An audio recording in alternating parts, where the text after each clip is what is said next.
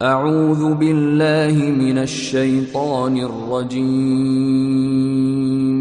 بسم اللہ الرحمن الرحیم فاسألوا أهل الذكر إن كنتم لا تعلمون۔ السلام علیکم ورحمۃ اللہ وبرکاتہ۔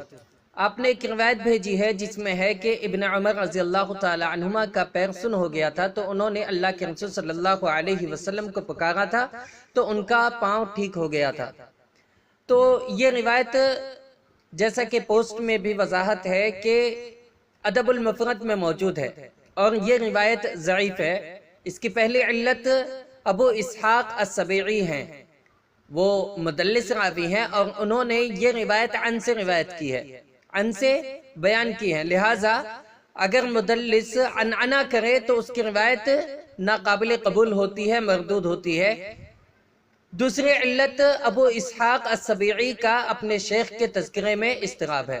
کبھی وہ اپنے شیخ کا نام مبہم ذکر کرتے ہیں، یعنی عمن سمع کے الفاظ استعمال کرتے ہیں، اور کبھی اپنے شیخ کا نام عبد الرحمن بن سعد بتاتے ہیں، اور کبھی اپنے شیخ کا نام الہیثم بن حنش بتاتے ہیں، اور کبھی اپنے شیخ کا نام ابو بکر بن عیاش بتاتے ہیں۔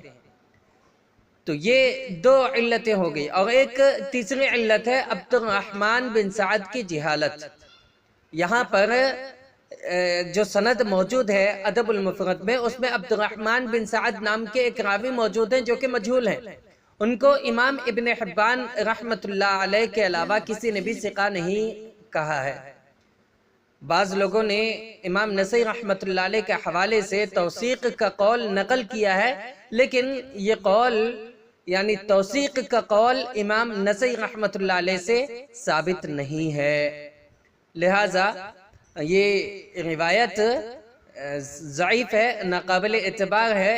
اس کا ایک شاہد بھی موجود ہے جس کو امام ابن السنی رحمت اللہ علیہ نے اپنی کتاب عمل الیوم واللیلہ میں ذکر کیا ہے، اور یہ شاہد موضوع ہے، کیونکہ اس کی سند میں غیاث بن ابراہیم نامی راوی موجود ہے جو کہ کذاب اور وضاع ہے، محدثین نے اس پر جرح کی ہے۔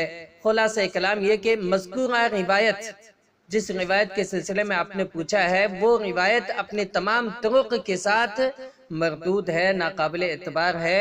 اس کی نسبت اللہ کے رسول صلی اللہ علیہ وسلم کی طرف کرنا درست نہیں ہے۔ واللہ تعالی علم بالصواب۔ السلام علیکم ورحمۃ اللہ وبرکاتہ۔